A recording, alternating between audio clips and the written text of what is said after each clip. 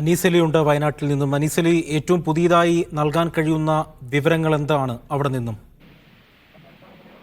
അജി, ഞാനിപ്പോ ഇവിടെ മൃതദേഹങ്ങൾ എത്തിക്കുന്ന ആശുപത്രിയിലാണുള്ളത്. മേപ്പാടിയിലെ സ്വകാര്യ മെഡിക്കൽ കോളേജിലാണുള്ളത്. ഇവിടേക്ക് പരിക്കേറ്റവരെ കൊണ്ടും അതുപോലെ തന്നെ മൃതദേഹങ്ങളുമായും ആംബുലൻസുകൾ എത്തിക്കൊണ്ടിരിക്കുകയാണ്. നിലവിൽ ഇപ്പോഴുള്ള മരണസംഖ്യയിൽ 7 പേരാണ്, 7 മൃതദേഹങ്ങളാണ് ഇവിടെ എത്തിച്ചിട്ടുള്ളത്.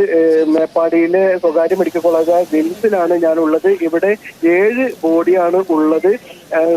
ബഹുഭൂരിഭാഗം മൃതദേഹങ്ങളും ഉള്ളത് തൊട്ടടുത്ത PHCയിലാണ്. അവിടേക്കാണ് മരിച്ചു എന്നുറപ്പുള്ള ആളുകളെ കൊണ്ടുപോകുന്നത്. കാരണം പോസ്റ്റ്മോർട്ടം നടപടികളൊക്കെ അവിടെയാണ്. പരിക്കേറ്റ ആളുകളെയാണ് ഇവിടേക്ക് വിംസിലേക്ക് എത്തിക്കുന്നത്, സ്വകാര്യ മെഡിക്കൽ കോളേജിലേക്ക് എത്തിക്കുന്നത്.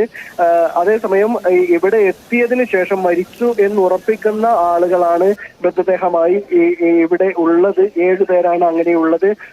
എന്തായാലും അതിദയനീയമായ സാഹചര്യങ്ങളാണ് നമ്മൾ ഇവിടെ കാണുന്നത്.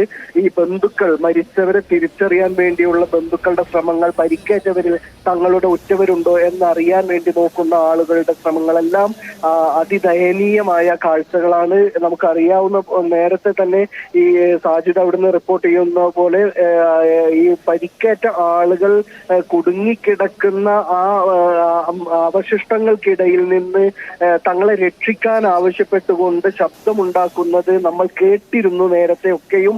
ആ ആളുകൾ പുറത്തെടുക്കുക എന്നത് ശ്രമകരമായ ദൗത്യമാണ്. അങ്ങനെ പുറത്തെടുത്തതിന് ശേഷം അതിവേഗതയിൽ അവർ ആശുപത്രിയിലേക്ക് എത്തിക്കുകയാണ്. ഒരല്പം ജീവന്റെ തുടിപ്പെങ്കിലും ബാക്കിയുണ്ട് എന്ന് കരുതുന്ന ആളുകളെയാണ് ഞാനിപ്പോൾ നിൽക്കുന്ന ഈ സ്വകാര്യ മെഡിക്കൽ കോളേജിലേക്ക് എത്തിക്കുന്നത്.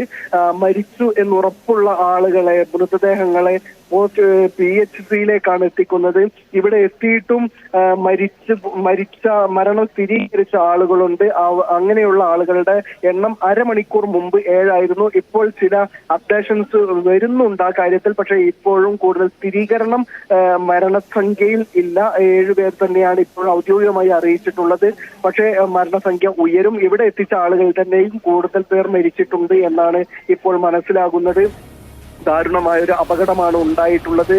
കരളലിയിക്കുന്ന കാഴ്ചകളാണ് ഉണ്ടാവുന്നത്. എന്തായാലും ഈ സന്നദ്ധ പ്രവർത്തകരുടെ സജീവമായ ഇടപെടൽ ഇവിടെ എടുത്തു പറയേണ്ടതാണ്. ഈ മൃതദേഹവുമായി അല്ലെങ്കിൽ പരിക്കേറ്റവരുമായി ആശുപത്രികളിലേക്കുള്ള യാത്രാ മധ്യേ ഒരു തടസ്സവും ഉണ്ടാകാതിരിക്കാൻ ആംബുലൻസുകൾക്ക് എല്ലാ വഴിയും സുഗമമാക്കുന്നതിന് അശ്രാന്ത പരിശ്രമമാണ് ഉറക്കമൊഴിച്ചുകൊണ്ട് അല്ലെങ്കിൽ ഊണ് ഒഴിവാക്കിക്കൊണ്ട് ഈ സന്നദ്ധ പ്രവർത്തകർ നടത്തിക്കൊണ്ടിരിക്കുന്നത്. അവർ മറ്റൊരു വാഹനവും കടത്തിവിടാതെ, നമുക്ക് മാധ്യമപ്രവർത്തകരാണെന്ന് പറയാൻ പോലും കഴിയാത്ത സാഹചര്യത്തിൽ പോലീസുകാരാണെങ്കിലും ഉദ്യോഗസ്ഥരാണെങ്കിലും മാധ്യമപ്രവർത്തകരാണെങ്കിലും മറ്റെല്ലാവരെയും മാറ്റി നിർത്തിക്കൊണ്ട് ആംബുലൻസുകളെ മാത്രം കടത്തിവിടുന്ന ശ്ലാഘനീയമായ, സ്തുത്യർഹമായ, വളരെ അഭിനന്ദനാർഹമായ പ്രവർത്തനങ്ങളാണ് അവരിപ്പോൾ നടത്തിക്കൊണ്ടിരിക്കുന്നത്. അതുകൊണ്ട് തന്നെയാണ് ജീവന്റെ തുടിപ്പെങ്കിലും അവശേഷിക്കുന്നവർക്ക് ജീവിതത്തിലേക്ക് തിരിച്ചു വരാൻ കഴിയുന്ന സാഹചര്യം ഒരുക്കുക എന്ന ലക്ഷ്യത്തോടു കൂടിയുള്ള പ്രവർത്തനങ്ങളാണ് അവർ നടത്തിക്കൊണ്ടിരിക്കുന്നത്.